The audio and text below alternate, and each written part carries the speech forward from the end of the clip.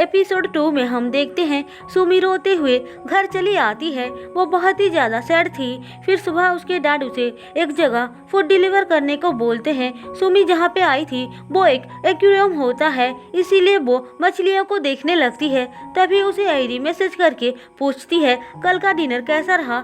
सुमी उसे सब कुछ बता देती है। अब सुमी पीछे पलटती है तो केंतो को देखती है, वो भी वहाँ पे आया था। वो दोनों फिर से एक दूसरे को हैरानी से देख रहे होते हैं। सुमी उसे हेलो बोलती है। इसके बाद वो दोनों सनसेट देखने के लिए जाते हैं। केंतो कहता है यह कितनी ब्यूटीफुल है ना। सुमी ये सुनकर उसे समंदर में लेकर आती है क्योंकि वहाँ से सनसेट और ज्यादा खूबसूरत दिखाई देता है।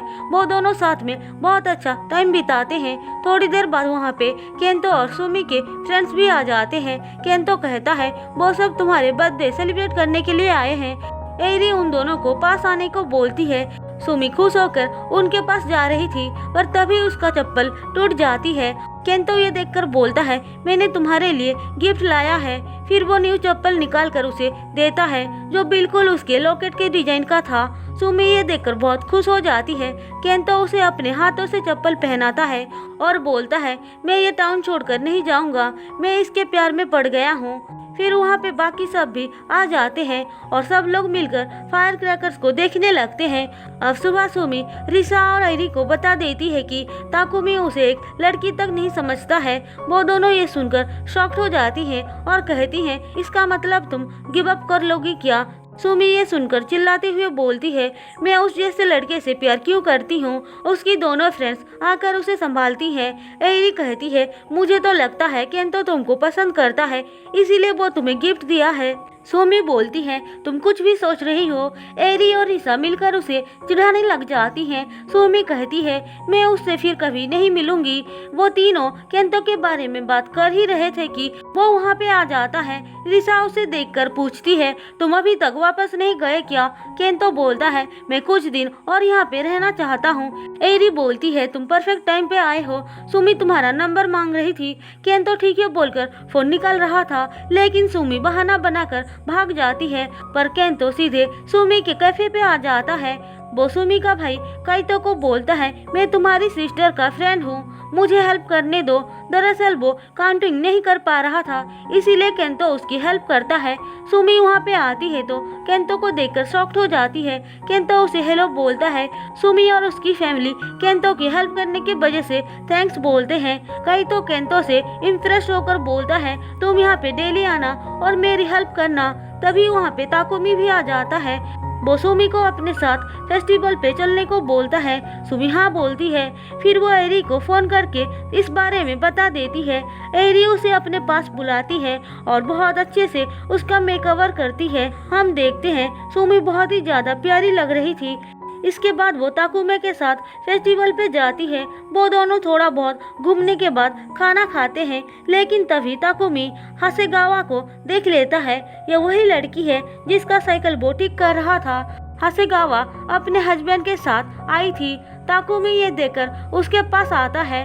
हासेगावा का हस्बैंड पूछता है क्या ये तुम्हारा स्टूडेंट है। वो हाँ बोलती है। ताकुमी कहता है मैं सिर्फ स्टूडेंट नहीं हूँ। ऐसा बोलकर वो कुछ बताने जा रहा था, लेकिन तभी सुमी आकर उसे रोक लेती है और कहती है वो क्या है ना, हम दोनों हमेशा बदमाशियाँ करते थे और फेल भी हो जाते थे। हासेगावा का हस्बैंड बोलता है ओ ऐसी बात है क्या। सुमी कहती है हम दोनों यहाँ पे डेट पे आए हैं। वो दोनों ये सुनकर बाय बोलकर वहाँ से चले जाते हैं, लेकिन ताकुमी का मूड पूरी तरह से खराब हो चुका था, इसीलिए वो बिना बात किए चुपचाप खड़ा रहता है। सुमी उसका मूड ठीक करने के लिए बोलती है रुको मैं ड्रिंक लेकर आती हूँ। फिर वो ड्रिंक खरीदने चली जाती है, लेकिन वो जब वापस आती है तो देखती है ताकुमी वहाँ से गायब था। वो बेचारी इस बात से बहुत ज्यादा दुखी हो जाती है। हम देखते हैं ताकुमी तो हासेगावा के पास आया था। वो कहता है मैं तुमसे कुछ बात करना चाहता हूँ।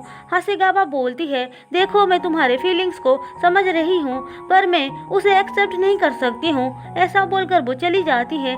उन दोनों की बातें केंतो सुन लेता है। वहीं दूसरी तरफ बेचारी सुमी अकेला इधर उधर भटक रही होती है। तभी वो केंतो को देखती है और उसे बुलाती है। केंतो उसे देखकर बस देखते ही रह जाता है। सुमी कहती है, तुम ऐसे क्यों देख रहे हो? केंतो कुछ नहीं बोलता है और पूछता है, तुम्हारा चाइल्डहुड फ्रेंड कहाँ गया है? सुमी बोलती है, उसे कुछ काम था इसीलिए चला गया, लगता है वो वापस नहीं आएगा। फिर वो दोनों एक साथ जाने लगते हैं, लेकिन तभी वहाँ पे उन दोनों के फ्रेंड्स आ जाते हैं। वो लोग भी घूमने आए थे। रिसा और आइरी उसे केंतो के साथ देखकर पूछती हैं, तुम दोनों क्या कर रहे हो? ताकुमी किधर है? उसे कुछ काम था इसीलिए वो चला गया। वो दोनों कहती हैं, हम समझ गए। इसके बाद वो सब मिलकर खूब मस्ती करते हैं। केंतो एक गिफ्ट जीतकर सुमी को देता है। हम देखते हैं एरी को एक लड़का देखकर बोलता है, तुम तो बहुत बदल गई, न्यू बॉयफ्रेंड मिल गया क्या? उन दोनों के बातों से हमें पता चलता है कि वो दोनों एक दूसरे को पहले से ही जानते हैं। वो लड़का एरी को जबरदस्ती अपने साथ चलने को बोलता है। सुमी ये देखकर उसे बचाने आती है, लेकिन वो लड़का उसे धक्का दे देता है, जिस वजह से वो नीचे गिर जाती है और केंतो का गिफ्ट टूट जाता है। फिर वहाँ पे केंतो आकर उसे रोकता है, पर वो गुंडा लड़का उसको भी मारता है। वो एरी को पकड़कर जबरदस्ती अपने साथ लेकर जा रहा था, लेकिन तभी ताकुमी आ जाता है और बाकी दो लड़के भी, इसीलिए वो वहाँ से चला जाता है। एरी सबको परेशान करने के लिए माफी मांगती है। उसामा बोलता है, तुम्हारी कोई गलती नहीं थी। इसके बाद सुमी केंतो के चोट पे दवाई लगाती है। फिर ताकुमी और केंतो उसे घर छोड़ने आते हैं। उसके अंदर जाने के बाद ताकुमी केंतो से कहता है, तुम सुमी की ज्यादा करीब आने की ट्राई मत करो, तुम्हारी दुनिया से हम बिल्कुल अलग हैं। वैसे भी तुम उसे प्रोटेक्ट नहीं कर सकते हो। केंतो बोलता है, तुम भी तो उसे अकेला छोड़कर चले गए थे ना। ताकुमी ये बात सुनकर कुछ सोचता है और वहाँ से चला जाता है। अब सुबह रिसा काम करते टाइम फिर से उस लड़के से मिलती है जिसने उसकी जान बचाया था। वो उसे देखकर शॉक्ड हो जाती है। हमें पता चलता है उस लड़के का नाम हायाकावा है। वो अपने कपड़े क्लीन करवाने के लिए आया होता है। रिसा वहाँ पे क्लीनिंग का काम करती है। उसका एक फ्रेंड बोलता है, यार तुम तो बहुत पॉपुलर हो, लड़कियां तुम पे मरती हैं। हायाकावा उसे चुप करवा कर पीछे की तरफ से रिसा के पास आता है। रिसा उसे देखकर बोलती है, तुम एक लाइफ गार्ड हो ना? वो हाँ बोलता है और डायरेक्टली उसे प्रपोज कर देता है। रिसा अचानक से ऐसी बात सुनकर शॉक्ड हो जाती है। हायाकावा बोलता है, उस दिन से ही मैं सिर्फ तुम्हारे बारे में ही सोच रहा हूँ। रिसा कहती है, तुम पागल तो नहीं हो गए, चुपचाप यहाँ से चले जाओ। ऐसा बोलकर वो अंदर चली आती है।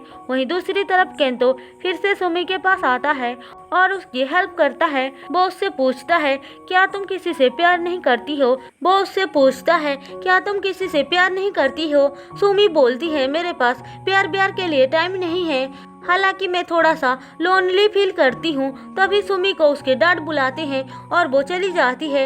इसके बाद हम ताकुमी को देखते हैं। वो बहुत ही ज्यादा सैड दिखाई दे रहा था। तभी उसके पास सुमी आती है और उसे बात करने लगती है, लेकिन ताकुमी अचानक से उसे किस कर लेता है और इसी के साथ एपिसोड 2 खत्म होता है। दोस्तों, अगर आपको मेरी एक्सप्लेनेशन पसंद आई हो तो चैनल को सब्सक्राइब और वीडियो को लाइक जरूर कर देना।